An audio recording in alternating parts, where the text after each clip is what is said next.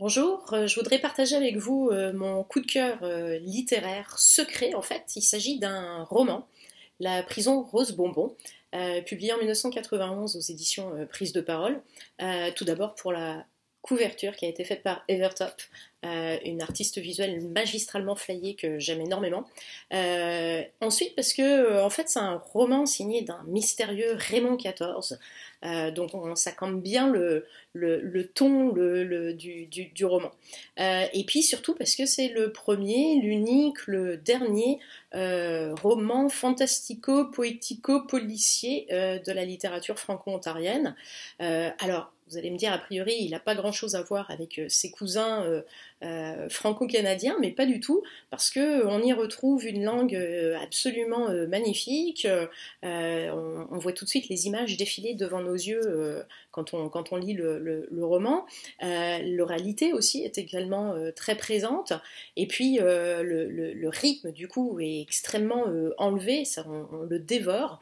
Et puis c'est une invitation au voyage. On retrouve le chronotope de la route comme fil conducteur, comme dans beaucoup d'autres de nos romans, mais un voyage qui passe à travers les continents, les villes, qu'elles soient réelles ou imaginées. Alors bon, pour les amateurs de romans policiers, bah, vous retrouverez un Fred Vargas par exemple, vous serez en terrain connu. Pour les fans de la saga Malocène de Daniel Pennac, vous y trouverez votre compte. Pour les férus de la poésie franco-ontarienne, vous retrouverez des petites scènes de la poésie genre Patrice Desbiens, des petites scènes de la vie quotidienne que vous apprécierez. Et puis pour les férus de littérature, il y a plein de références tout au long de l'ouvrage, puis c'est pas grave si vous les pognez pas. Et en fait, c'est là où je pense que ce livre est fantastique parce qu'il peut être lu à plusieurs niveaux. L'adolescent de 15 ans, il trouvera son compte, il appréciera le côté fantastique. Le prof de philo pourra analyser toutes les questions, les réflexions sur la mort, sur la violence ou sur l'amour. Et puis n'importe qui aime un roman policier sera pris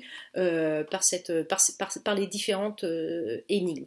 Et puis c'est une œuvre éclatée. Un peu comme notre espace, qui mélange avec brio absurdité, puis réflexion profonde sur le sens de la vie, sur la violence, sur l'amour, sur la mort, le bien, le mal. Bref, c'est vraiment un livre parfait en ces temps périlleux.